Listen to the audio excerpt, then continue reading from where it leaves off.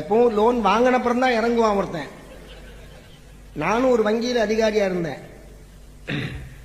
நான் ரொம்ப கெட்டிக்காரன் நினைச்சிட்டு இருக்கேன். எனக்கு மேல ஒரு கெட்டிக்காரர் ஒரு கஸ்டமர் வந்தார்.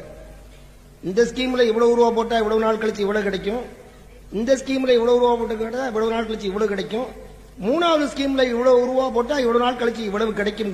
அவர் கேட்கிறாரு, ஒன்னும் போடாம தர்றதுக்கு ஸ்கீம் ஏதாவது இருக்கா, என்ன கிடைக்கும்?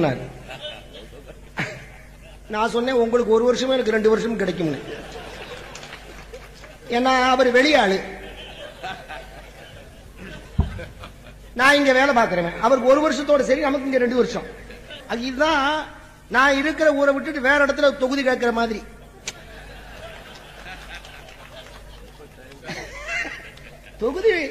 தொகுதி தகராறுனா என்ன நினைச்சீங்க?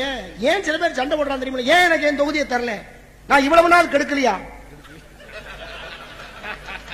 அப்ப என் மேல நம்பிக்கை இல்லாம தானே வேற ஆளு கொடுக்குற, நான் கெடுத்துட மாட்டேனா? அப்ப என் மேல அவன் நம்பிக்கை தானே உனக்கு. இதான் தொகுதி. நம்ம தமிழ்ல தொகுதி பகுதி எல்லாம் வேற, அது ஒரு உயர்ந்த மொழி. அதுவும் இந்த ஊர்ல என்ன மகிழ்ச்சி, இங்க பாருங்க, வந்த உடனே ஒரு நோட் புக் எடுத்துட்டு வந்து என்னென்ன நிகழ்ச்சியில பங்கு பெற்ற யாருன்னு கையெழுத்து வேற வாங்கிட்டு, இங்க இத பேசுறேன்னு சொல்ல முடியாதுங்க, கையெழுத்தோட இருக்கு. அக்கிரமம் இது மாதிரி நான் பார்த்ததே கிடையாது. எல்லா ஊருக்கும் நான் எனக்கு வந்து அழைப்பு எடுத்துட்டு போயிருவேன். அழைப்பை நான் கையோட எடுத்துட்டு போயிருவேன். எனக்கு அழைப்பு அனுப்பிச்சாங்கன்னா கனசிஸ்டபேசன் போட்டு சென்னை முகவரியோட வரும், நான் அழைப்பு எடுத்துட்டு போயிருவேன். ஏன் எடுத்துட்டு போறேன்னு காரணம் தெரியும்ல உங்களுக்கு? சிவகாசிக்கு ஒரு தடவை போயிருக்கேன், அழைப்பு எடுத்து போகாம போயிட்டேன். நீங்க தான் சித்த பேசினான்னா ஆமான்னு, நீங்க தான் சித்த பேசினான்னா ஆமான்னு, நீங்க தான் சித்த பேசினானா அப்படி என்னையா சந்தேகம்ங்கிறேன். இத அப்படின்னு சொல்லி நேத்து ஒருத்தர் வந்து பேசிட்டு போயிட்டாருங்கிறான். அதுல இருந்து நான் என்ன பண்றதுன்னா, என் அழைப்பு எடுத்துட்டு போயிடுறது. நம்ம காப்பாத்திக்கணுமா வேண்டாமா? இன்னும் கொஞ்ச நாள் கழிச்சு ஐடென்டிட்டி கார்டு வருமா வராத பாருங்க, வரும்ல. நான் ஒரு எலெக்ஷன் ஆபீசரா போயிருக்கேன் சார். ஒரு பூத்துக்கு நல்லா வச்சான். நம்ம ஊர்ல பேர் வைக்கிற மாதிரி எவனும் வைக்க முடியாது. வாக்குச்சாவடிங்கிறான் பாத்தீங்களா, வாக்க போட்டு சாவடி. வாக்குச்சாவடின்னா அதான். எது சாகுது? ஜனநாயகம் சாகுது. வாக்குச்சாவடி அது ஒரு. நான் தான் சீஃப் எலெக்ஷன் ஆபீசர் இருக்கேன். ஒரு பையன் உள்ள வரான். வந்த உடனே இவன் இல்ல சார், அந்த குறிப்பிட்ட பேர் பொன்னுசாமின்னு வச்சுக்கோமே, போச்சுக்காரங்க யாராவது பொன்னுசாமி இருந்தா, இவன் இல்ல சார் பொன்னுசாமிங்கன்னா ஒரு ஏஜென்ட், இவன் தான் பொன்னுசாமிங்கன்னா இன்னொரு ஏஜென்ட். முதல்ல சொன்னவன் சொல்றான், சார் இந்த ஓட்டு மட்டும், நல்லா வார்த்தையை கவனிங்க நீங்க, இந்த ஓட்டு மட்டும் இப்ப இங்க சேலாகலைன்னா, போலாகலைன்னு சொல்லல, சேலாகலைன்னா ஒரு கொலை விழுகும்னா, சேல் ஆகலைன்னா. அவன் சொன்னா இந்த ஓட்டு மட்டும் இங்க சேலானா ஒரு கொலை விழுகும்னா, ஆகக்கூடிய அங்க ஒரு கொலை விழுகிறது உறுதி. நான் தான் சீஃப் எலெக்ஷன் ஆபீசர் அந்த பூத்தை பொறுத்தவரையில. அந்த பூத்து அதுக்கப்புறம் கொலை விழுந்தா பூத்து போயிடும். நான் கேட்டேன், ஏப்பா என்ன கொல்ல மாட்டீங்களேன்னு. 2 பேரும் ஒரே நேரத்தில் சொன்னான், பின்ன யாரையும் நினைச்சீங்க? என்ன கவலை? கவலையே இல்லாத மனிதன்னா நான் தான். 2.5 கோடி ரூபாய் நஷ்டம், எனக்கு கவலையே படலை. உண்மையா சொல்றேன், 2.5 கோடி ரூபாய் நஷ்டம் இவருக்கு தெரியும், கவலையே படலை. யாருடைய பணமோ நஷ்டம்னு நினைச்சுக்கிட்டு இருக்கேன். நான் இது எங்க அண்ணன் கிட்ட கத்துக்கிட்டேன். அவரு இந்த ஜிப்பா போட்டுக்கிட்டு உட்கார்ந்துருப்பாரு. மதுரையில நெல் வித்துட்டு பணம் எடுத்துட்டு வருவாரு தேவகோட்டைக்கு பஸ்ல. இந்த ஜிப்பாவுக்கு ஒரு நல்ல தன்மை உண்டு, உட்கார்ந்த உடனே பாக்கெட்டு தூக்கிக்கும். பக்கத்தில் இருந்தவன் கையை விட்டு பர்ஸை எடுத்துட்டான். நல்லவேளை இவர் டிக்கெட் எடுத்தப்பறம் அவன் எடுத்துட்டான். எங்க அப்பா கோச்சுக்கிட்டாரு, என்னடா இப்படி அநியாயமா இருக்கு, இப்படி விட்டுட்டியே. இல்ல அப்படிலாம் விடலப்பா, ஒரு கை போச்சு, அது நான் என் கைதானோன்னு சும்மா இருந்துட்டேன்.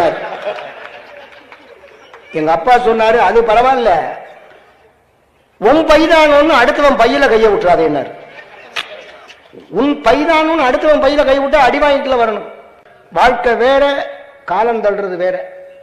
எங்க ஊர்ல ஒருத்தர் இருந்தார், அவரு நான் கார் வச்சு காலம் தள்ளுறேன்னாரு.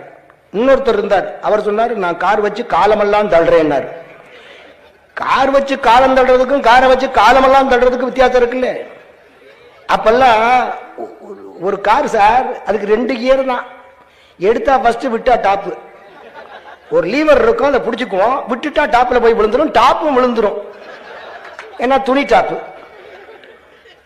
கோவிந்தன் எங்க டிரைவர் மலையாளத்தார், அவர் நானும் போயிட்டு இருக்கோம் பள்ளிக்கூடத்துல இருந்து. திடீர்னு அவர் கையில ஸ்டேரிங் வந்துருச்சு. விஷ்ணுன்னு பேரு, விஷ்ணு மோகன் பேரு. விஷ்ணு கையில என்னன்னு சக்கரம்னா விஷ்ணு. சங்கு எங்க என்ன கொஞ்ச நேரத்துல நமக்கு ஊதிடுவாங்க என்ன, இன்னும் கொஞ்ச நேரத்துல நமக்கு ஊதிடுவாங்க என்ன. ஏன் ஊதல? வாழல வாழல நீங்கல்ல, அதுக்கு சொல்றேன் பாருங்க. ஏன் ஊதல சங்கு? ஏன் எங்களுக்கு ஊதல? தென்னந்தோப்பு ஒன்று வாழைத்தோப்பு ஒன்று, எங்கள் கார் போய் வாழைத்தோப்பில் பாய்ந்து நான் வாழைத்தோப்பாயிற்று. வாழைத்தோப்புல பாய்ஞ்சு வாழைத்தோப்பாயிற்று. அக்கா தங்கச்சி ரெண்டு பேரும் வித்துக்கிட்டே போறா. வாழைக்கா வாழைக்கா வாழைக்கான்னா தங்கச்சி. அக்காக்காரி சொன்னா வாழல வாழல வாழலைன்னா இலையவும் காயமும் விற்கிறான்.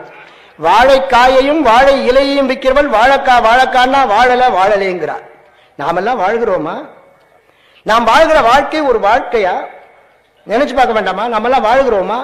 வாழ்க்கை என்னால் எப்படி இருக்கணும்? மனுஷனா வாழணும். 4 பேர் நம்ம பத்தி நல்லா சொல்லணும். அது யார் 4 பேர்? கடைசியா தூக்கிட்டு போற 4 பேர். நீங்க பந்தே காலில் படாம ஒருத்தர் விளையாடுவான் தெரியுமா? பந்தே காலில் பட. எனக்கு அப்படி பழக்கம் தெரியுமா? கமலக்கண்ணன் கூட ஒரு பயப்படிச்சான். சபேசா உன் காலில் பந்து வந்து எத்தனை தடவை பட்டுச்சுமா? நல்லா கவனிச்சுக்குங்க. நாங்க போய் பந்து அடிச்சதா வரலாறு கிடையாது. பந்தா பார்த்து எங்க காலில் வந்து பட்டா உண்டு. நாட்டில் பட்டா உண்டு, நாட்டில் பட்டா உண்டு. அது நிலப்பட்டா. இது வந்து எங்க காலில் பட்டா உண்டு. ஏன்னா நாங்கள்லாம் அஹிம்சாவாதிகள்.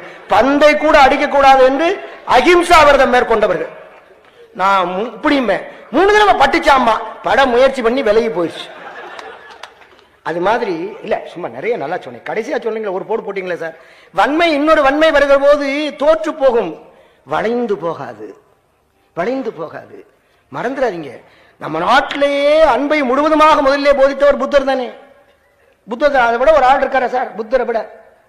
இந்த சந்தேகத்தை போய் அவர்கிட்ட 10 கேள்வி ஒருத்தர் எழுதிட்டு போனான் புத்தர்கிட்ட. 10 கேள்வி. புத்தரே நீ ஒன்னு பெரிய ஞானி என்று சொல்ற, 10 கேள்வி நீ பதில் சொன்னாரு. அவர் சொன்னாரு, சொல்றேன் அடுத்த வருஷம் சொல்றேன்னாரு. போய் நான் ரொம்ப தூரத்துல இருந்து வந்திருக்கிறேன், அடுத்த வருஷம்லாம் வர முடியாதுன்னு.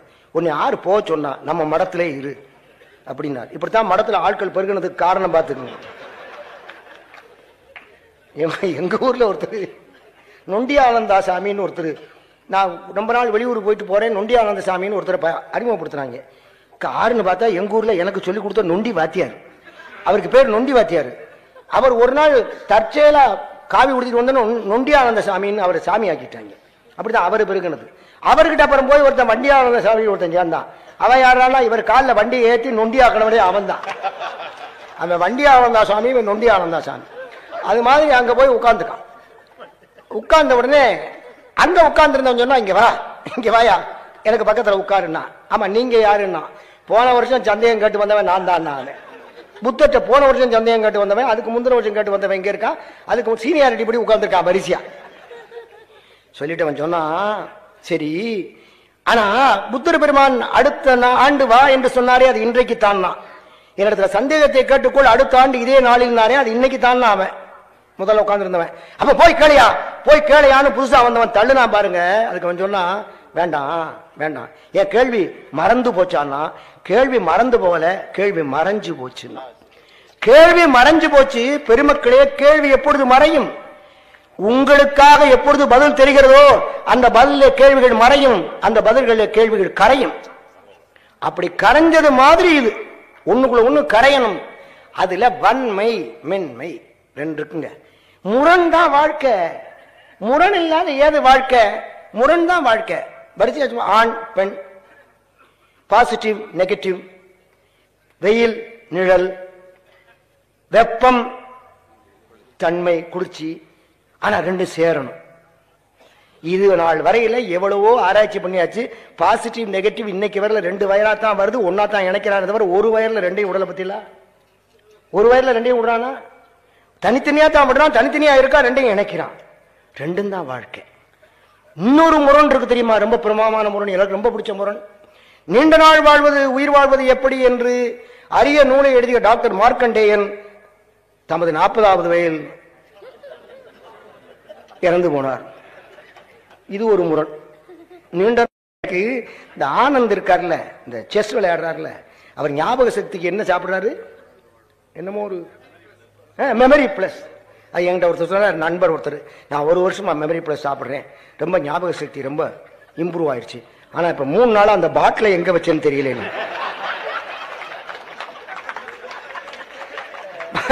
3 நாளா பாட்டில் எங்க வச்சிருந்தா அப்புறம் என்ன மெமரி பிளஸ், மெமரி மைனஸ். இது முரண் முரண் வாழ்க்கை. பெருமாள் சாமி நம்ம கல்லூரியில படிச்சார்ல, அப்துல் ரஹ்மான் ஞாபகம் இருக்குல்ல, பெருமாள் சாமின்னு 6 அடி 3 அங்குலம், அவருக்கு பக்கத்துல நான் போவேன். முரண். திருக்குறளை வழங்கிக் கொள்ளுங்கள் எப்படிம்பாங்க? பெருமாள் சாமியை பார்த்துக்க, என்னை பார்த்துக்க, அது முதல் அடி, நான் 2வது அடி. அதுல எத்தனை சீர் இருக்கு, இதுல எத்தனை சீர் இருக்கு. ஆனா சீரா நடக்கிறமாங்கிறது தான் முக்கியம். எத்தனை சீர் இருக்குங்கிறது முக்கியம் இல்ல, சீரா நடக்கிறமாங்கிறது முக்கியம். பாருங்க, அது மாதிரி 2 பெரிய கடல்கள், 2 பேர். இது பாருங்க, நான் இப்ப சமீபத்தில் என் பொண்ணு மலேசியாவில இருந்து வந்துட்டு போனா, அவளை அனுப்புறதுக்கு போயிருந்தேன். அங்க பெரிய விமானம் 3 மேல போய் இந்த விமானங்கள் ஏறி பறக்கிறவரை நான் இருக்கிறது. ஏன்னா நம்ம பொண்ணு போறா, ஒழுங்கா போயிருமான்னு ஒரு பிளேன், இன்னொரு பிளேன்ல நமக்கு வேண்டாதவன் போறான், அது ஒழுங்கா போகப்படாதுன்னு. இது 2ஐயும் பார்க்கறதுக்காக மேல போய் நிக்கிறது. நின்று ரொம்ப அழகா ஒரு சேனை 3 ஜம்போ ஜெட், லுப்தான்சா, ஏர் இந்தியா, மலேசியன் ஏர்லைன்ஸ், 3 பெரிய விமானம்ங்க. ஏறி பறந்தா மணிக்கு 3000 மைல் வேகத்தில் பறக்கக்கூடிய விமானங்கள், 25,000 27,000 அடிக்கு மேல உயர பறக்கக்கூடிய விமானங்கள் எல்லாம் தயாரா இருக்கு. 304 பேர் ஏறியாச்சு. இவ்வளவு ஆற்றல் உள்ள அருமையான அந்த விமானங்களை கொண்டு போய் ஓடுதளத்திலே நிறுத்துவதற்கு டிராக்டரை வச்சு எடுத்துட்டு போனான். டிராக்டரை வச்சு எடுத்துட்டு போனான். ஒன்றை கவனியுங்கள், டிராக்டரால் பறக்க முடியாது, டிராக்டரால பறக்க முடியாது. ஆனா இந்த விமானத்தை தள்ளி கொண்டு போய் ஓடுதளத்திலே நிறுத்த முடியும். அது முடியும். அந்த டிராக்டர் தான் நான். இது 2 விமானம், 2 அருமையான விமானங்கள். விமானம் 2க்கும் 2 ரெக்கை இருக்கு. அருமையான. என்ன இன்னைக்குதான் நினைச்சா எனக்கு எவ்வளவு பெருமை. எங்க கீழே இறங்கி போட்டாங்க ஸ்டேட் பேங்க். அவங்க முருகையன் எனக்கு பேர முறை. ஏன்னா இவர் மாணவர், மாணாக்கர்னா பேரன், மாணாக்க பேரன். அதெல்லாம் ஒரு பெருமை. என்னுடைய மாணவர்கள் எவ்வளவு பேர் இருக்கிறார்கள், எத்தனை பேர் இருக்கிறார்கள். ஆனா ஒரே ஒரு சிக்கல் இருக்குதுல. சால்மன் பாப்பையா என்னுடைய மாணவர். நம்புறீங்களா? நம்புறீங்களா? சில பேர் கேட்கிறான், ஏன் சார் நிஜமாவா, உல்டாவா சொல்றீங்களா? நீங்க ஒரு மாணவரா, அவர் உங்க மாணவரா? இல்லையா, அவர் தான் எங்க மாணவர். ஏன் அவரை பார்த்தா வயசானவர் மாதிரி தெரியுதாங்கிறேன். இல்ல அறிவாளியா இருக்காருங்களா? அப்ப நம்ம கிட்ட படிச்சா அறிவாளியா இருக்க மாட்டாருன்னு ஒரு முடிவு. இங்க என்ன, இவரும் நம்முடைய மாணாக்கர் தான். அப்துல் ரஹ்மான் மாணாக்கர். அவ்வளவு நான் பெரிய பெரிய பேராசிரியர்கிட்ட மாணாக்கர். என்னுடைய மாணாக்கர்கள் பெரிய பெரிய பேராசிரியர்கள். அப்ப எனக்கு ஒரு சிறப்பு வருமா வராதா? சார், அருமையான வைரங்களுக்கு நடுவே கொஞ்சம் ஒச்சமுள்ள வைரத்தை வைத்தால் அந்த வைரம் கூட ஒலிக்கும் இல்லையா? வைரம் இது ஸ்மாரான வைரம் தான். மூவாவுடைய மாணாக்கர், தேப்போ மீனாட்சி சுந்தரனுடைய மாணாக்கர். ஒன்னும் தெரியாது அவருக்கு. 17 மொழி தான் நல்லா தெரியும். 17 மொழி தான் நல்லா தெரியும். நமக்கு எவ்வளவு தெரியும்? ஒன்னும் தெரியாது, ஒன்னும் தெரியாது. ஒருத்தருக்கு ஒரு மொழி தெரியுமான்னு கூட நமக்கு தெரியாது. நமக்கு எங்க கூட ஒருத்தர் வந்தார், எர்ணாகுளத்துல போய் இறங்குறோம், எங்க கூட வந்தார். பேரை சொல்லப்படாது, பிரமாதம் மலையாளம் பேசிட்டே வந்தார். எங்களுக்கு கவலையே கிடையாது. எர்ணாகுளத்துல போய் பேசின உடனே அவர் மலையாளத்துல பேசி ஆட்டோக்காரங்கிட்ட பேசிடுவாரு, ஹோட்டல்ல பேசிடுவாரு, எல்லாம் பேசிடுவாரு நினைச்சுக்கிட்டு இருக்கோம். ட்ரெயினை விட்டு இறங்குறதுல இருந்து, எர்ணாகுளத்துல இறங்குறதுல இருந்து மலையாளமே பேசல. ட்ரெயின்ல வரல பேசினவர் எர்ணாகுளத்துல இறங்குறப்பறம் பேசுறேன்னு எங்களுக்கு சந்தேகம், அவருக்கு தெரிஞ்சது மலையாளமா இல்லையான்னு. அது போல எத்தனை மொழி தெரியும். மூவா எவ்வளவு பெரிய பேராசிரியர், உங்க பகுதியை சேர்ந்தவர் தானே. எவ்வளவு பெரியவர், எவ்வளவு இனியவர், எவ்வளவு எளியவர். ரொம்ப பேர் இருக்கிறான். எவ்வளவு மண்டக்கருவம் இருக்கு, தலை கணம், எவ்வளவு தலை கணக்கு. ஒரு தலை, அதுக்குதான் ராவணனை 10 தலையோட படைச்சான். 10 தலையிலையும் 10 இருக்கு, 10 தொழில் இருக்குது. இப்ப நான் ஒரு தலையாக சொல்கிறேன். அது ஒரு அருமையான சொற்றொடர் ராமாயணத்தினாலே வந்தது. ஒரு தலைன்னு இருக்குல்ல, அது ஏன் வந்ததுன்னு தெரியுமா? சீதை சொல்றா, நான் வழக்காடு மன்றத்துக்குள்ள போகலப்பா. சீதை சொல்றா, ஐயோ 10 தலையை தூக்கிட்டு நீ போய் சண்டைக்கு போற, எங்காலு எவ்வளவு குறிதவரி எய்தாலும் ஒரு தலையில் இல்லாட்டி ஒரு தலையில முடிக்கும். ராவணனை அடிச்சு வீழ்த்துறதுக்கு ராமனை போல குறி தவறாமல் எய்யக்கூடிய ஆற்றல் உள்ளவன் தேவையில்லை. ராஜாராம் போதும், நான் போதும், அப்துல் காதர் போதும். ஏன் தெரியுமா? 2வது தலைக்கு குறி வைப்பேன், 7வது தலைக்கு பிடிச்சிட்டு போகுது. என்ன தப்பு? 7வது வைப்பேன், 3வது போகும். ஒரு தலை போவது உறுதி. இந்த ஒரு தலை இஸ் ஈக்குவல் டு உறுதிங்கிற அர்த்தம் வந்தது அதனாலதான். போவது ஒரு தலை, போவது உறுதிங்கிற அர்த்தம் ஒரு தலைன்னு வந்துருச்சு. அது மாதிரி தான் அருமையான நிகழ்ச்சியாக இருந்தால் எனக்கு ஆசையாக இருக்கிறது. என்னுடைய பிள்ளைகள் அத்தனை ஊரில் இருக்கிறார்கள், எனக்கு மகிழ்ச்சி. அமெரிக்காவுக்கு போயிருக்கேன், சிகாகோவில் பேசுகிறேன். அங்கே ஒரு நண்பர் சொல்கிறாரு, ஐயா கண்ணதாசன் இப்போ தான் வந்துட்டு போனார், அவர் இங்கே வந்து தான் போனார், அடுத்து நீங்கள் தான். நான் போயிருக்கிறேன், அவரும் நகரத்தார் நீங்களும் நகரத்தார், அவரும் தமிழ் கவிஞர் நீங்களும் தமிழ் அறிவாளி, அவர் இங்கே வந்து தான் போனார், அடுத்து நீங்கள் தான். இல்லை இதை சொல்லிக்கிட்டே வர்றான், ஏதோ சங்கீத வித்வான் அடிக்கடி சேர்த்து பாடுற மாதிரி சேர்த்து பாடிட்டே வர்றான். அந்த சிகாகோவில் என்னுடைய மாணாக்கர் ஒருத்தர் நம்ம பள்ளியில் படித்தவர் இருக்கார், ஆறுமுகம்னு பேர், பெரிய பிளாஸ்டிக் சர்ஜன். அவர் தான் நம்ம ஸ்ரீதேவிக்கு மூக்கு ஆப்ரேஷன் பண்ணவர். நம்ம ஸ்ரீதேவி மூக்கு ஆப்ரேஷன் பண்ணி நீங்கள்லாம் பார்த்துக்குங்க. இல்லை பாருங்க, பெரியார் தாசன் ஐயா பேசுறதுல எவ்வளோ மகிழ்ச்சி போயிட்டாங்களா இருக்கட்டுமே. அதாவது திக்குவாயை ஒரு வாரத்தில் போக்கிறேன்னு சொன்னார் பத்தில, அது எனக்கு தெரியாது. ஆனால் நாங்கள் 10 பேர் சேர்ந்து நல்லா பேசிக்கிறோன்னு திக்குவாயை ஆக்கிட்டோம், அது நமக்கு தெரியும். நீங்கள் நான் 10 பேர் சேர்ந்து ஒருத்தனை பார்த்து என்னடா நாங்களும் கவனிக்கிறோம், ஒரு வாரமாகவே திக்குறேன்னு சொல்லுங்க, அப்படி இல்லைன்னு அப்பவே திக்கிடுவான்.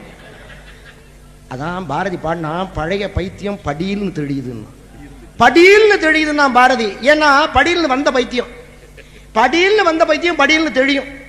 அது மாதிரி ஆறுமுகம்னு இருக்காரு, பிளாஸ்டிக் சர்ஜன், 300 பேர் உட்கார்ந்துருக்கிறார்கள். எனக்கு ஆசைன்னா ஆசை, அந்த மாணாக்கர் இருக்கிறானே ஆசை, பெரிய சர்ஜன்.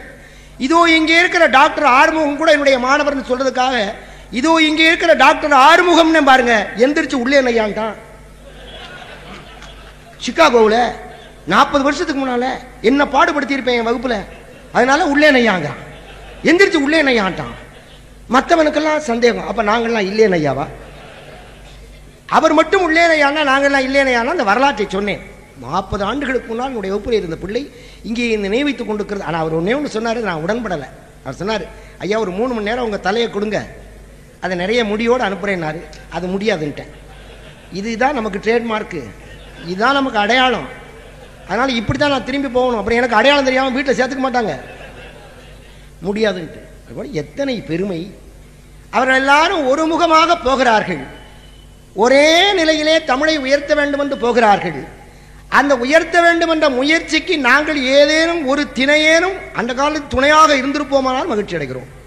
சுவாமி விவேகானந்தருக்கு வந்த வேகமெல்லாம் வேகமே இல்லாத அமைதியாக இருக்க ராமகிருஷ்ண பரமஹம்சரை பார்த்து, வேகமே கிடையாது ராமகிருஷ்ண பரமஹம்சருக்கு, ஆனால் வேகமான மனிதர் விவேகானந்தர். அவர் எப்படி சந்திச்சார் நிகழ்ச்சி மட்டும் சொல்லிட்டு நான் வழக்காடு பண்ண தொடங்குறேன். ஒரு சிறந்த ஆசிரியன் எப்படி துணை செய்ய முடியுங்கிறதுக்கு எடுத்துக்காட்டு பாருங்க. உங்களால் எத்தனை பேர் அந்த புத்தகத்தை எத்தனை பேர் விலைக்கு வாங்குறாங்க? 1000 ரூபா கொடுத்து ஒருத்தர் வாங்குறாரு. நான் 2 நூல் எழுதியிருக்கேன்னு அதில் போட்டிருக்கிறேன். சிலது என்னை பற்றிய குறிப்புகள் அது நான் தான் எழுதி கொடுத்தேன். எந்த கடையிலையும் கிடைக்காது. ஏன்னா அடித்த எல்லாம் எனக்கே திரும்பி வந்துருச்சு, எல்லாம் திரும்பி வந்துருச்சு, எல்லாம் நமக்கு திரும்பி வந்துகிட்டே இருக்கு. 2வது ரேங்க், நான் யூனிவர்சிட்டியில் 2வது ரேங்க் தெரியுமா? நான் எம்ஏ படிக்கும்போது யூனிவர்சிட்டியில் 2வது ரேங்க். பரீட்சை எழுதினவனே 2 பேர் தான் எழுதினவனே 2 பேர். இப்போ 2வது ரேங்க் இல்லாமல் அப்புறம் என்ன? அப்பதான் நம்ம தான் கடைசின்னு அர்த்தம். ஆனால் ஒன்று வச்சுக்கங்க சார், வாழ்க்கையில் நான் என்றைக்குமே ஓட்டப்பந்தயத்தில் கலந்து கொண்டா கூட யாருக்கும் பயந்து முன்னாலே ஓடியதாக வரலாறே கிடையாது. எல்லாரும் எனக்கு பயந்துதான் முன்னாலே ஓடி இருக்கிறார்களே தவிர ஒரு பயல கூட நான் பயந்து ஓடுனது கிடையாது. சூசை மாணிக்கம்னு எங்க வாத்தியார் பிசிக்கல் டைரக்டர், அவர் சொல்லுவார், சபேசா எல்லாரையும் ஓட்டியாந்து விட்டுரு. ஆனா இது பின்னால வாழ்க்கையில் எனக்கு எவ்வளவு பயன்பட்டுச்சு தெரியுமா? நான் கல்லூரி வாத்தியாரா இருக்கேன், ஒருத்தர் கொண்டாந்து ஒரு பையனை சேர்க்கிறாரு, சொல்றாரு, ஐயா ஒரு ஜோடி மாட்டை வித்துட்டு இவனை ஓட்டியாந்து இங்க விட்டுருக்கேன். அவர் 20 வருஷத்துக்கு முன்னால் நம்மளை ஓட்டியார் சொன்னாரு. இவர் சொன்னார், ஒரு ஜோடி மாட்டை வித்துட்டு இவனை ஓட்டியாந்து இங்க விட்டுருக்கேன் அப்படின்னாரு. நான் என்ன பண்ணணும்னே, நல்லா மேய்ங்க அப்படின்னாரு. ஏன் நீங்க என்ன மேய்க்க தெரியாம தானே கொண்டாந்து விட்டுருக்கேன். அவருக்கு மேய்க்க தெரிஞ்சா இங்கே சார் வர்றாரு. அவர் ஒரு நல்ல மேய்ப்பர். யாரு? இயேசுநாதர். அவர் ஒரு நல்ல மேய்ப்பர். அது மாதிரி ஒரு மகிழ்ச்சி, அது மாதிரி ஒரு வாத்தியார் எப்படி பயன்பட முடியும்? விவேகானந்தருக்கு 16 வயசு, பள்ளிக்கூடத்தில் படிக்கிறார். அன்னைக்குன்னு பார்த்து அவருக்கு ஆங்கில வகுப்பு எடுக்கிற ஆசிரியர் வரல. அப்படிதான் நாங்கள்லாம் முதல்ல இந்த வகுப்புகளுக்கு போய் சேர்ந்தது. நடராஜன் பாப்புலர், நான் ரொம்ப பாப்புலர். அவர் பாப்புலர், நான் ரொம்ப பாப்புலர். ஏன்னா அவர் பாடம் நடத்த மாட்டார், நான் வகுப்பே நடத்த மாட்டேன். அதனால அவர் பாப்புலரோட நின்றார், நான் ரொம்ப பாப்புலர் ஆகிட்டேன். வகுப்பே நடத்தல ரொம்ப பாப்புலர் ஆகிடலாம். ஐயா ரொம்ப பாப்புலர், ஏன்னா வகுப்பே நடத்தலை, அந்த தொல்லையெல்லாம் எங்களுக்கு தரலேன்று உட்கார்ந்துருக்கார். ஒரு ஆசிரியர் வரல, ஹேஸ்ட்னு ஒரு பெரிய அந்த ஸ்கூல் பிரின்சிபல், அவர் போறார். என்னடா பாடம் இருக்கார் பாருங்க சார், அப்படி இருக்கணும் உங்களுக்குன்னா. இப்போ எல்லா பாடமும் பாடல் பூரா மனப்பாடம் இல்லையா? என்ன பாடம் இருக்கார்? வேர்ட்ஸ்வர்த் அப்படின்னு இருக்கான். வேர்ட்ஸ்வர்த்தில் என்னடா பாடம் இருக்கார்? டாஃபடல்ஸ் அப்படின்னு இருக்கான். டாஃபடல்ஸ்னு வேர்ட்ஸ்வர்த்தில் 14 வரி. பூக்களை பார்த்தவுடன் அவன் அப்படியே பூரித்து போய் பாடிய அருமையான கவிதை டாஃபடல்ஸ். மைக்கேல்னு ஒன்று பாடியிருக்கான், அது ரொம்ப ஆழ்ந்த கவிதை. டாஃபடல்ஸ் அப்படியா அப்படின்னு கட கட கடன்னு கொட்டிட்டார். பிரின்சிபல் கொட்டி பாடம் நடத்துறாரு. அதுல கலைந்து போகிற மேகங்களை காணும் போதும், ஆடி தெரிகிற பூக்களை காணும் போதும் வேர்ட்ஸ்வர்த் பரவச நிலைக்கு போய் விடுவான்னு ஒரு இடத்துல வருது. அவரோ ஆங்கிலேயர், பரவச நிலைன்னா என்னன்னு தெரியாது. செல்போன் வச்சிருக்கீங்களோ, இது வச்சிருந்தா ஆஃப் பண்ணிருங்க. இது படுத்துற பாடு. ரொம்ப பேர் மோட்டர் பைக்கில் பிடிச்சிக்கிட்டு நேராக போய் வந்துட்டேன் அப்படிங்கிற லாரியில் மோதி போயிடலாம். அப்புறம் தான் தெரியுது கால் எங்க இருந்து வந்துச்சுன்னா. அவன் கூப்பிட்டுருக்கான்.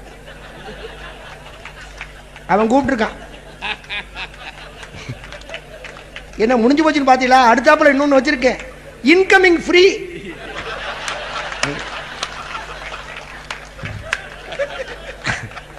அவுட் கோயிங் அவன் வசதியை பொறுத்து. நல்லா பல்லக்கா கட்டு, இல்லைன்னா வெறும் மூங்கில்ல கட்டு. அவுட் கோயிங் அவன் சேர்ந்தது, இன்கமிங் ஃப்ரீ. பாருங்க, இதான எனக்கு மகிழ்ச்சி. நம்முடைய அவைத்தலைவர் காளிமுத்து வந்திருந்தாரு. அவர் ஒரு நிகழ்ச்சி, அவரும் நம்முடைய மாணாக்கர் தான். அந்த மாதிரி சிரிச்சார். நான் சொன்னேன், எவ்வளவு நாள் ஆயிட்டு சிரிச்சுன்னே சொல்லாதீயா, அதை சொல்லாதீயா, பயமா இருக்கு. புதுக்கோட்டையில் அது மாதிரி பரவச நிலைக்கு போய் கதையை மறந்துடாதீங்க. பரவச நிலை என்றால் என்ன தெரியல. எப்படி கண்டுபிடிக்கிறது? கன்ஃபியூஷியஸினுடைய மூல நூலை மொழிபெயர்த்தார்கள். அந்த ஆங்கில ஆசிரியர் சொல்கிறான், இதை மொழிபெயர்ப்பதற்காக நான் சீன மொழியை கற்றுக்கொண்டேன். அப்படிலாம் இருக்கணும்.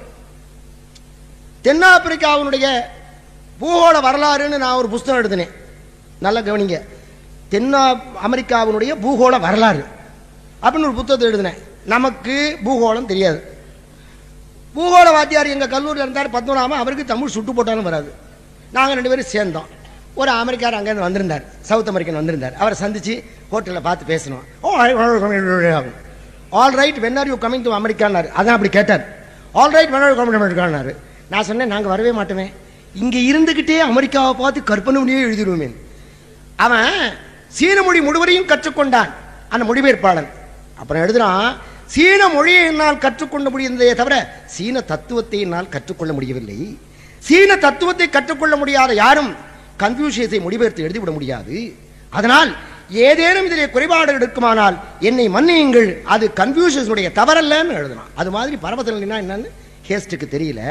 அப்போ அவர் சொன்னார், எப்பா ஒரு வாரத்துக்கு முன்னால் வரல பரவச நிலைன்னா என்னன்னு எனக்கு தெரியாம தான் இருந்தது. ஆனால் ஒரு வாரத்திற்கு முன்னால் இங்கே ஒரு காளி கோயில் பூசாரி ஒருவரை நான் பார்த்தேன். அவர் திடீரென்று பரவச நிலைக்கு போய்விடுகிறார். அவர் பேர் ராமகிருஷ்ண பரமஹம்சர். அவர் இங்கேதான் 7 மைலிலே ஒரு கோயிலே காளி கோயிலே பூசாரியாக இருக்கிறார்னு சொன்னார். பாருங்க, அங்க விழுந்தது 16 வயது அங்கே இருந்த நரேந்திரனுக்கு. ஆகா, ஒரு பெரியவர், நாம் சந்திக்க வேண்டிய பெரியவர் இங்கே இருக்கிறார் என்று.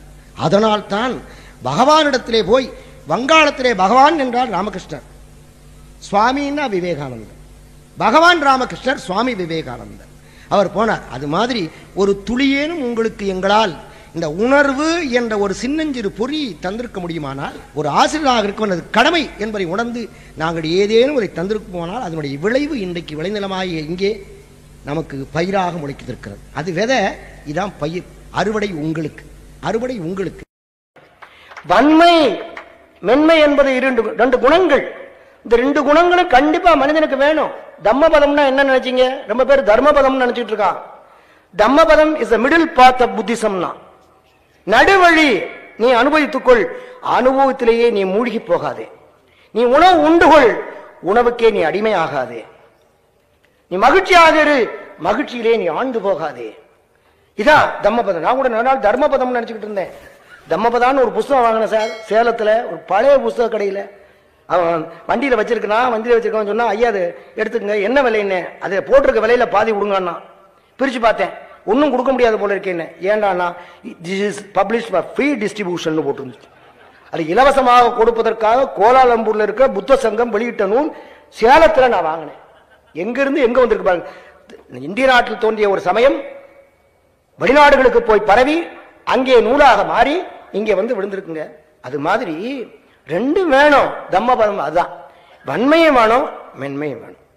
அப்ப இப்ப நம்ம நல்ல வண்ணம் வாழ்வதற்கு எது மிகுதியும் தேவை பெரிதும் தேவைன்னு கேள்வி கேட்டிருக்கீங்க. இப்ப வன்மை தேவையா மென்மை தேவையா?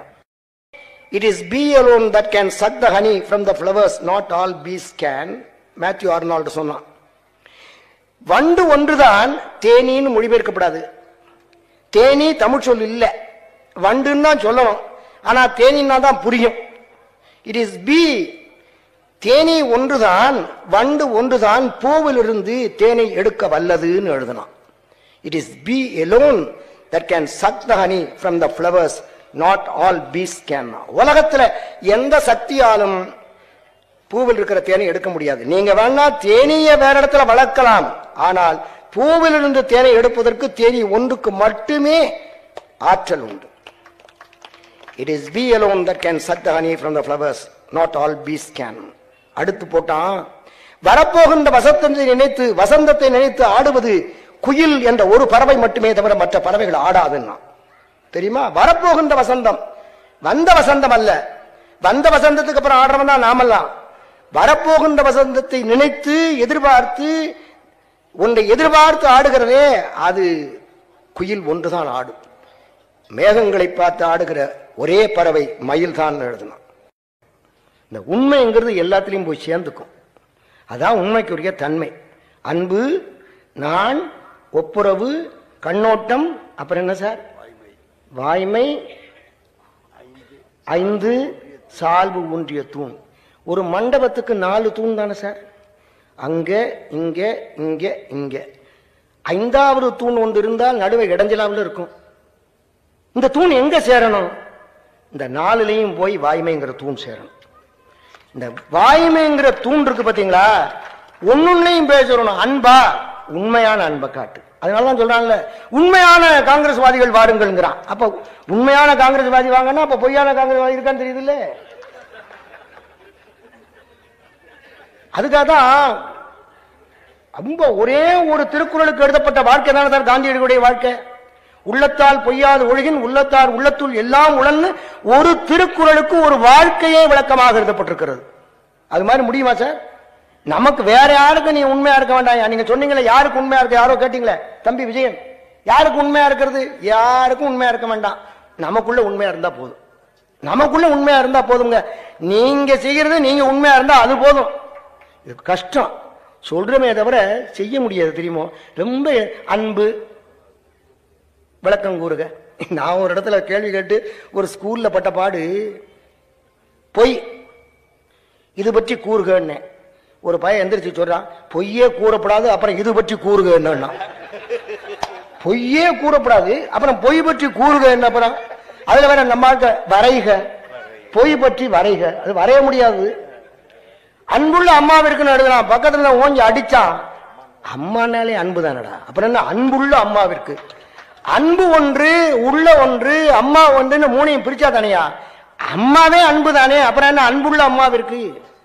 அது மாதிரி இந்த உண்மைங்கிறது இருக்கே, அது எல்லா இடத்துலையும் போய் சேரணும். சேர்ந்தாதான். இப்ப ஸ்வீட் இருக்கு வச்சுக்கோங்களேன், ஸ்வீட்ல எல்லா இடத்துலையும் அந்த ஸ்வீட்னஸ் சேரணுமா வேண்டாமா? எல்லா இடத்துலையும் ஸ்வீட்னஸ் சேரணுமா வேண்டாமா சார்? நாம் பண்ற ஸ்வீட் மாதிரி இருக்கக்கூடாது, அப்படி இருக்கக்கூடாது இல்ல. குலோப்ஜான் இவரை வச்சுக்கிட்டு சொல்லணும் நல்லா வேணும்னே, ஏன்னா இவர் டயபெட்டிக்ங்கிறாங்க. குலோப்ஜானா அப்படிங்கிறாரு இவர். ஐயா குலோப்ஜானா சாப்பிடுறீங்க, பின்ன என்ன செஞ்சானா? குலோப்ஜான் தான். அந்த குலோப்ஜான்ல எல்லா அணுவிலையும் இனிப்பு ஊற வேண்டாமா? இனிப்பு சேர வேண்டாமா? அது போல அது வன்மையாக இருந்தாலும் சரி, மென்மையாக இருந்தாலும் சரி, இவை எல்லாவற்றோடும் சேர ஒரே உயிராக இருக்கிற அடிநாதமாக இருக்கிற உண்மை சேர்ந்தே ஆக வேண்டும். அந்த உண்மை சேராத வழி எதற்கும் மரியாதை கிடையாது. ரொம்ப நான் எப்பவும் சொல்ற எடுத்துக்காட்டு உங்களுக்கு சொல்றேன், இங்கே சொல்லியிருப்பேன் பாருங்க. ஒன்னொன்னுக்கு ஒரு இலக்கணம் இருக்கு. நல்லா எழுதுறது பென்சிலுக்கு இலக்கணம், நல்லா அழிக்கிறது ரப்பருக்கு இலக்கணம் இல்லையா? சில பென்சிலில் எழுதிட்டு சில ரப்பரை அழிச்சா பெரிய எழுத்தாவாயிரும், அந்த பேப்பர் பூரா ஆயிரும். அதான் பையன் சொன்னா, என்னம்மா நம்ம அப்பா வச்சிருந்த ஃபேக்டரியில் செஞ்ச ரப்பர் நல்லா அழிக்கும்னே, அழிக்க மாட்டேங்குதேன்னா. அதுக்கு அவ சொன்னா, நம்ம சொத்தை பூரா அதாண்டு அழிச்சது, சும்மா அழியணும்.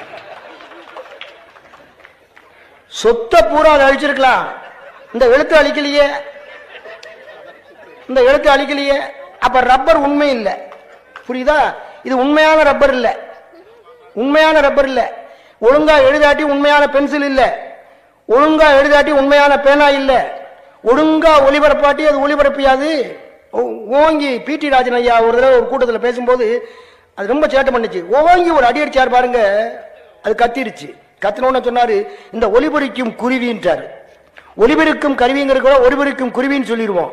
அது ஒழுங்காக ஒளியை பெருக்கினால்தான் நமக்கு எதா இருந்தாலும் சரி, ஒளியாக இருந்தாலும் ஒளியாக இருந்தாலும் ஓசையாக இருந்தாலும் எல்லாம் உண்மையா இருக்கணும். இந்த உண்மை என்பதுதான் அடிப்படை நாதமாக இருக்க வேண்டும். அதைத்தான் அவர்கள் அழகாக குறிப்பிட்டார்கள். நீங்க அஹிம்சையா இருங்க, அதுல வெற்றி காணலாம், தப்பு இல்லை. மென்மையா இருங்க, வெற்றி காணலாம். ஆனா உண்மையா மென்மையா இருங்க. மென்மையா இருக்கா நடிக்காதீங்க, வன்மையா இருங்க, உண்மையான வன்மையா இருங்க. நல்ல காரியத்துக்காக செய்யறதா உண்மையான வன்மை. தம்பி ஹிட்லரை பத்தி சொன்னாங்க. ஹிட்லருடைய வீழ்ச்சி என்றைக்கு தொடங்கியது தெரியுமா உங்களுக்கு? அவன் தோல்வி கண்ட அன்னைக்கு அவருடைய வீழ்ச்சி தொடங்கவில்லை. என்றைக்கு உலகம் முழுவதையும் நான் ஆள வேண்டும் என்று நினைத்தானோ அன்னைக்கே அவருடைய வீழ்ச்சி தீர்மானிக்கப்பட்டது. அப்ப கடைசியா இருந்தது காரணம். அண்ணன் சொன்ன சாதனங்கள் மாதிரி வரிசையா படிநிலைகளே தவிர வேறில்லை. அதுபோல எல்லாவற்றிற்கும் அடிப்படை நாதம் உண்மை. அப்போ இதை பொருத்தி பாருங்க. நல்ல வண்ணம் வாழ்வதென்றால் ஒருவன் தனக்குத்தானே தன் மன நிறைவோடு இருக்கிற வாழ்க்கை என்றுதான் கொள்ள வேண்டும். யாருக்கு நல்லவனா வாடுறது? பிறருக்கா தனக்கா என்றெல்லாம் கொள்ளக்கூடாது. தனக்கு தன் நெஞ்சு அறிவது பொய்யற்க. அதான் அவர் சொன்னார், தன் நெஞ்சு அறிவது பொய்யற்க, பொய்த்தபின் தன் நெஞ்சே தன்னை சுடும். வேற யாரும் சுட வேண்டாயா, வேற ஒருத்தன் கோட்ஸேன்னு வந்து சுட வேண்டாம், தன் நெஞ்சே தன்னை சுடும் என்பதனால் எல்லாவற்றிற்கும் அடிப்படை நாதமாக இருக்கிற உண்மை ஒன்றுதான் இந்த நம்முடைய வாழ்க்கை.